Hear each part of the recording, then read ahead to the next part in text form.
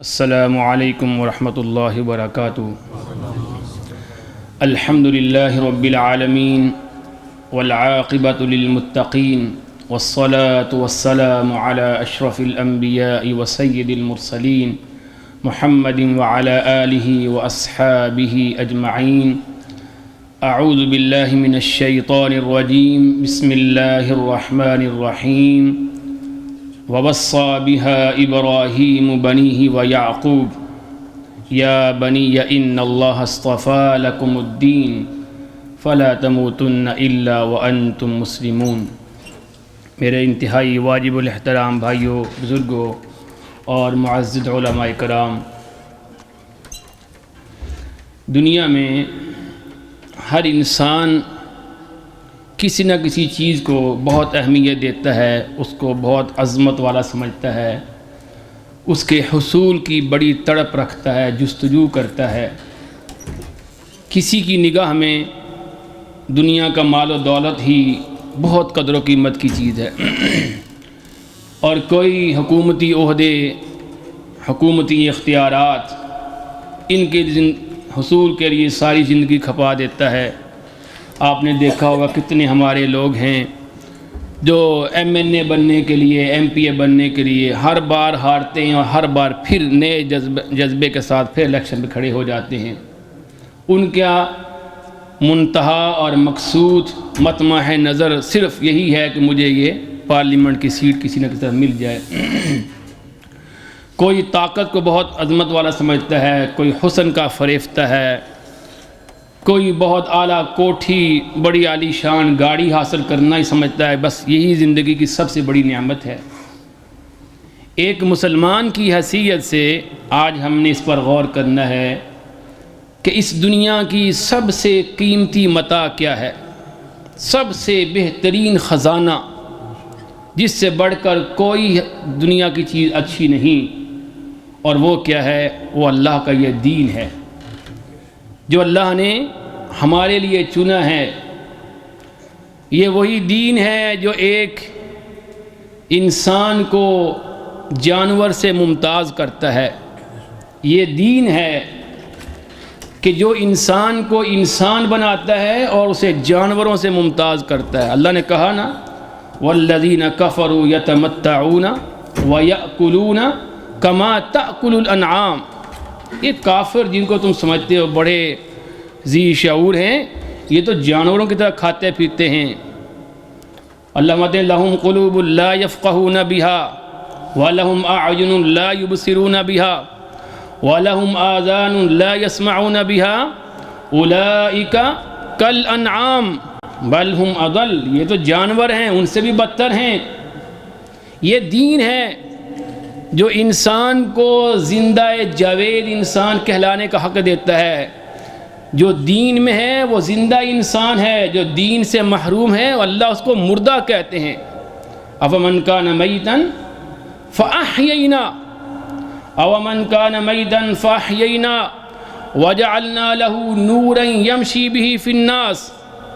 کیا وہ جو مردہ تھا، یہاں مردہ سے مراد دین سے بے بہرا تھا، دین کی نعمت سے محروم تھا، اللہ کہتے ہیں ان کو زندہ کہنے کا بھی حق نہیں ہے۔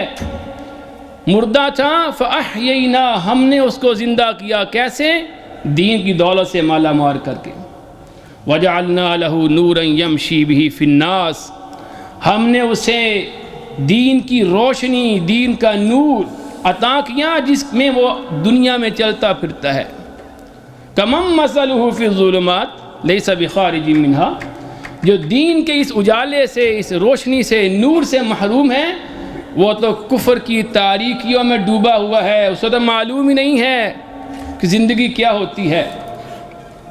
تو یہ اللہ کی بہت بڑی نعمت ہے، اور یہی دین ہے جو انسان کو آنکھیں دیتا ہے، انسان کو کان دیتا ہے۔ جو دین کی نعمت سے محروم ہے، گویا کہ نہ اس کی آنکھیں ہیں، نہ اس کے کان، اس کا کچھ بھی نہیں۔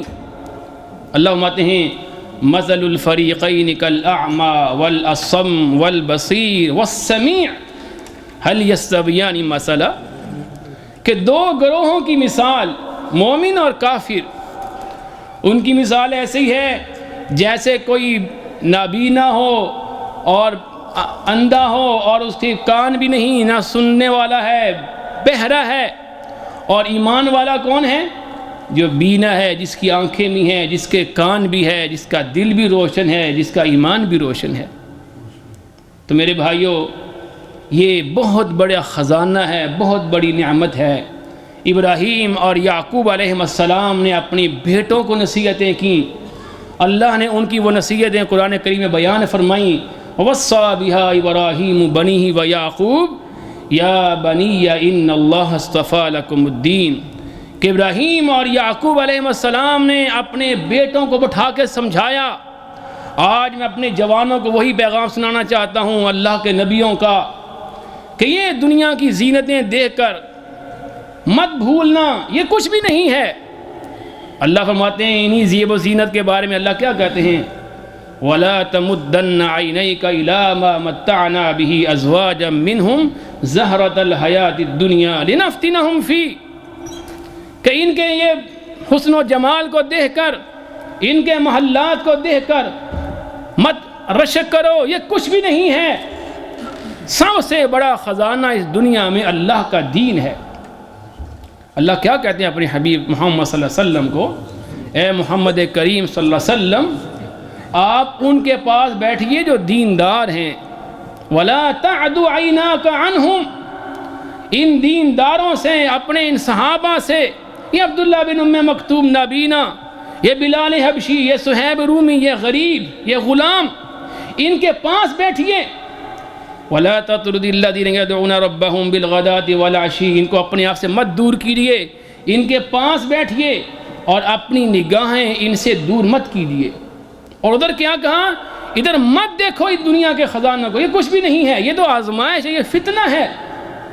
سب سے بڑی نعمت اس دنیا میں اللہ کا دین ہے۔ اگر دین ہے جس کا سینہ ایمان کے نور سے مزین و منور ہے، وہ دنیا کا سب سے بڑا دولت مند انسان ہے، دنیا کا سب سے بڑا غنی ہے، وہ قابل رشک انسان۔ آپ نے کیا فرمایا؟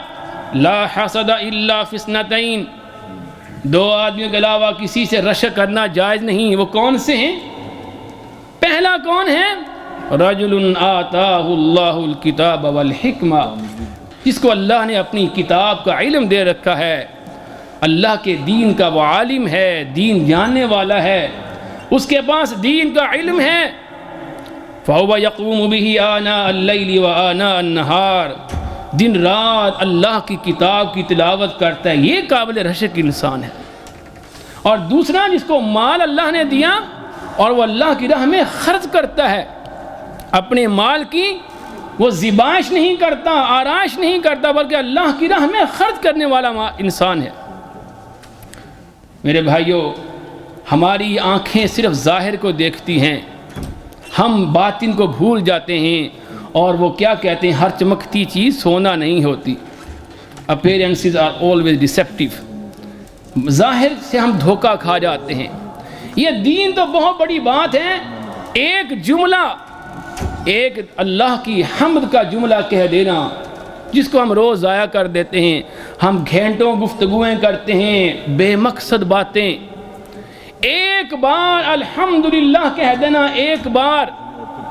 نبی علیہ السلام نے ارشاد فرمایا، ما انعم اللہ علی عبد النعمہ فحمد اللہ علیہا، اللہ کسی شخص کو بہت بڑی نعمت دے، بہت بڑی نعمت، اور اس نعمت کے ملنے پر وہ الحمدللہ کہہ دے، الحمدللہ۔ فرمایا وہ نعمت اس کے مقابلے میں کچھ بھی نہیں، یہ ایک الحمد کا جملہ اس نعمت سے کہیں زیادہ قیمتی ہے۔ ایک الحمدللہ۔ کتنے اللہ نے موقع دیے ہمیں، ہم گھنٹوں فضول باتیں کرتے ہیں، گھنٹوں فضول ٹی وی کے سامنے بیٹھ کر ٹائم ضائع کر دیتے ہیں، غیبتیں کرنے میں وقت ضائع کر دیتے ہیں۔ کیوں نہ وہی وقت بیٹھ کر اللہ کی تعریف کر لیں، الحمدللہ الحمدللہ۔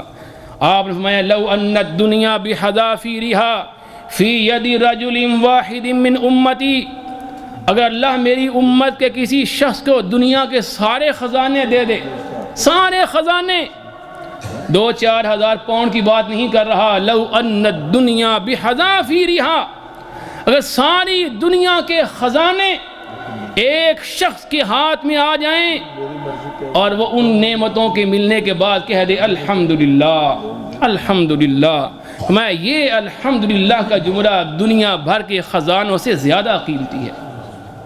ہم نے کیا سمجھا اس دین کو؟ یہ دین اتنی بڑی نعمت. ذالک فضل اللہ یؤتی من یشاء. اگر انسان دین میں نہیں ہے، اگر اس کے دل میں دین کا شوق نہیں تو اس کی بدنصیبی ہے. نبی علیہ السلام نے فرمایا اللہ دنیا جس کو چاہتا ہے دے دیتا ہے، ہاں اس کو اللہ پسند کرتا ہے یا ناپسند کرتا ہے. اللہ دین صرف اس کو دیتا ہے جس سے اللہ کو محبت ہوتی ہے. یہ خوش نصیبی ہے. اگر آپ کو 5 وقت کی باجماعت نماز پڑھنے کا موقع میسر ہے، اگر آپ کے دل میں نیکی کی محبت ہے اور اللہ کی نافرمانی سے آپ کو ڈر لگتا رہتا ہے اور آپ ہر وقت دین میں رہتے ہیں تو سمجھیں آپ خوش نصیب ہیں. دیکھیں اللہ کو سب سے زیادہ محبوب کون لوگ تھے؟ اللہ کے انبیاء، اللہ کے نبی اللہ کو سب سے زیادہ محبوب تھے. اور اللہ نے اپنے نبیوں کے لیے کیا چیز منتخب کی؟ اپنا دین منتخب کیا. اللہ کے نبی کو خزانوں کے مالک نہیں تھے. اور مسند ابی یعلا کی حدیث ہے جس کے بارے امام حیثمی فرماتے ہیں کہ اسنادہ حسن، اس کی حسن سند ہے کہ سیدہ عائشہ رضی اللہ عنہ کو آپ نے ایک بار فرمایا تھا کہ یا عائشہ ان شئت لصارت معی جبال الذهب والفضہ. اے عائشہ اگر میں چاہوں تو دنیا کے یہ پہاڑ اللہ میرے لیے سونے اور چاندی کے بنا دے. میں اگر چاہوں تو یہ پہاڑ سونے اور چاندی کے بنا دیا جائے میرے لیے، کیونکہ میرے پاس اللہ کا فرشتہ آیا، ایک خاص فرشتہ. اور جبریل امین اس وقت نبی علیہ السلام کے پاس بیٹھے ہوئے تھے اور وہ فرشتہ اس سے پہلے کبھی زمین پر نہیں آیا. جبریل امین نے کہا یا رسول اللہ علیہ وسلم آج آسمان سے خاص فرشتہ آ کر زمین پہ اتارا گیا ہے. فرمایا وہ فرشتہ آیا، بہت طویل اس کا قد، وَإِنَّ حُجْزَتَهُ لَتُسَاوِي الْكَعْبَةَ، وہ اس کا جو کمر تھی وہ کعبہ کے برابر. اور اس نے کہا یا محمد صلی اللہ علیہ وسلم ان شئت نبیا ملکا وان شئت نبیا عبدا ان اللہ عز وجل یقرأ علیک السلام ویقول لک. اللہ آپ کو سلام بھیجتے ہیں. سبحان اللہ، اللہ نے آپ کو سلام بھیجا ہے اور اللہ نے پیغام دیا ہے کہ میرے محمد صلی اللہ علیہ وسلم سے جا کر پوچھو ان شئت لصارت نبیا ملکا وَإِن شِئْتَ نَبِيًّا عَبْدًا. اگر آپ چاہتے ہیں اللہ آپ کو حکمران نبی بنا دے گا. اللہ اگر آپ چاہتے ہیں آپ ایک عاجز بندے اور اللہ کے نبی بنا دیے جاتے ہیں، جو چاہیں بن جائیں. تو آپ میں کہ میرے پاس جبریل تھے، میں نے ان کی دفعہ نظرت الی جبریل، میں نے جبریل کی طرف دیکھا تو جبریل امین نے اپنے ہاتھ سے کہا یا محمد صلی اللہ علیہ وسلم انضع نفسک، عاجزی کو اختیار کیجیے. عاجزی کو، یہ اللہ کو پسند ہے، یعنی اللہ کو یہ حاکمیت پسند نہیں ہے، اللہ کو عاجز. فرمایا میں نے کہا نبی عبدا، میں عاجز نبی اور اللہ کا غلام اور بندہ بننا چاہتا ہوں. اور اس کے بعد سیدہ عائشہ کہتی ہیں کہ نبی اسلام کان لا یأکل الا کما یأکل العبد وکان لا یجلس متکیا. اس کے بعد آپ ٹیک لگا کر نہیں بیٹھتے تھے، آپ ایک غلام اور ایک عاجز انسان آپ بیٹھ کھانا کھاتے تھے. یہ عاجزی اس کے بعد آپ نے انتہا طریقے شروع کر دی. تو نبیوں کے گھروں میں دنیا آئی، ان کو اختیار دیے گئے، انہوں نے ٹھوکنے کر کے اس کو بھگا دیا. کیوں؟ یہ قابل احترام چیز ہے ہی نہیں. آپ میرے پاس چونکہ وقت نہیں ہے، صحابہ کرام کے ہم حالات جب پڑھتے ہیں صحابہ کرام کے، کعب بن مالک رضی اللہ عنہ کو دیکھیے. کعب بن مالک کا واقعہ بڑا مشہور ہے، جن سے نبی اسلام ناراض ہو گئے اور 50 دن تک ان کا بائیکاٹ کر دیا گیا. کوئی صحابی ان سے نہیں بولتا. کتنا بڑا امتحان تھا تمام صحابہ کرام کا بھی اور کعب بن مالک کے ایمان کا بھی. کعب بن مالک کہتے ہیں تقریباً 1 مہینے کے بعد پورا مدینہ ان کے لیے سنسان ہو گیا. ضاقت علیہم الارض بما رحبت وضاقت علیہم انفسهم وظنوا ان لا ملجأ من اللہ الا الیہ. زمین ان کے اوپر تنگ ہو کر رہ گئی، کوئی نہیں بولتا. گھر والے بھی نہیں بولتے، قریبی رشتہ دار بھی نہیں بولتے، دوست و احباب بھی نہیں بولتے، پورا مدینہ کی زمین ان پہ تنگ ہو کر رہ گئی۔ وہ کہتے ہیں بین انا امشی فی سوق المدینہ، میں مدینہ کے بازار میں جا رہا تھا کہ مجھے آواز آئی، کوئی کہہ رہا تھا من یدل علی کعب بن مالک، کون مجھے بتائے گا کعب بن مالک کون ہے؟ کتنی خوشی ان کو ہوئی، اتنے طویل عرصہ کے بعد کوئی ان کا نام لے رہا ہے۔ کہتے ہیں میں بڑا خوش ہوا، لوگوں نے بتایا وہ کعب بن مالک ہے، اشارہ سے وہ میرے پاس آیا، وہ ایک کسان تھا جو ملک شام سے آیا ہوا تھا، اس نے مجھے ایک خط دیا، اور وہ خط کسی عام انسان کا نہیں تھا، غسان قبیلہ کے بادشاہ کا وہ خط تھا، بادشاہ سیریا کے بادشاہ کا خط۔ اس خط میں لکھا تھا اے کعب، ہمیں معلوم ہوا ہے تیرا دوست تیرا نبی تجھ سے ناراض ہو گیا ہے، تو بڑا عظیم انسان ہے، تیری اس طرح تحقیر ہمیں گوارا نہیں ہے، تو ہمارے پاس آ جا، ملک غسان آ جا، ملک شام آ جا ہمارے پاس، نواسک جو تو چاہے گا تیرے ساتھ ہم وہی سلوک کریں گے، اپنی حکومت کو شریک کریں گے، تجھے اعلیٰ عہدہ دیں گے۔ آپ جانتے ہیں، آپ یہاں UK میں رہتے ہیں، لوگ UK کی نیشنلٹی لینے کے لیے اپنا دین چھوڑ دیتے ہیں، اپنے آپ کو یہودی، اپنے آپ کو ہندو، اپنے آپ کو مرزائی قرار دیتے ہیں، کوئی کرسچن بن جاتا ہے۔ کعب بن مالک کہتے ہیں جب میں نے یہ خط پڑھا میری آنکھوں میں آنسو آ گئے کہ اللہ اب تو نے میرے ایمان کا امتحان لینا شروع کر دیا ہے۔ آگے میں گیا تو آگے تنور جا رہا تھا، میں نے وہ خط اس میں ڈال دیا اور جلا دیا، اور میں نے اس کو کہا جا کے اپنے بادشاہ کو پیغام دے دے میں نے تیرا خط جلا دیا ہے، مجھے کوئی پرواہ نہیں دنیا کے خزانوں کی۔ یہ تھا ایمان، جن کے گھروں میں ہی دنیا آئی، جن کو دنیا کے خزانوں کی آفر کی گئی۔ عبداللہ بن حذافہ رضی اللہ عنہ، وہ عبداللہ بن حذافہ السہمی، مشہور ان کا واقعہ ہے، کتنا وہ ایمان افروز واقعہ ہے کہ جب اس دور کے رومی بادشاہ نے کیسر روم نے ان کو گرفتار کر لیا۔ کیسر روم اس دور کی سپر پاور، کچھ چھوٹا سا ملک کا بادشاہ نہیں ہے۔ آج کے موجودہ دور کے 4-5 بڑے بڑے جو ملک ہیں، ملک عمان ہے، یہ اردن ہے، یہ سیریا ہے، ان بڑے بڑے ملکوں کا وہ ایک ملک بنتا تھا اس دور کی سب سے بڑی سپر پاور۔ وہ اس کی قید میں آ گیا عبداللہ بن حذافہ السہمی۔ اس کو فوجی نے بتایا کہ ہماری قید میں ایک ایسا شخص بھی ہے جو محمد صلی اللہ علیہ وسلم کا قریبی ساتھی تھا۔ چنانچہ اس کو لایا گیا بادشاہ کے دربار میں۔ اب وہ بادشاہ کے سامنے کھڑے ہیں عبداللہ بن حذافہ۔ اس نے پوچھا کیا تم محمد صلی اللہ علیہ وسلم کا ساتھی ہیں؟ کہا جی ہاں۔ میں تجھے ایک آفر دیتا ہوں، ذرا الفاظ غور سے سن لیجیے۔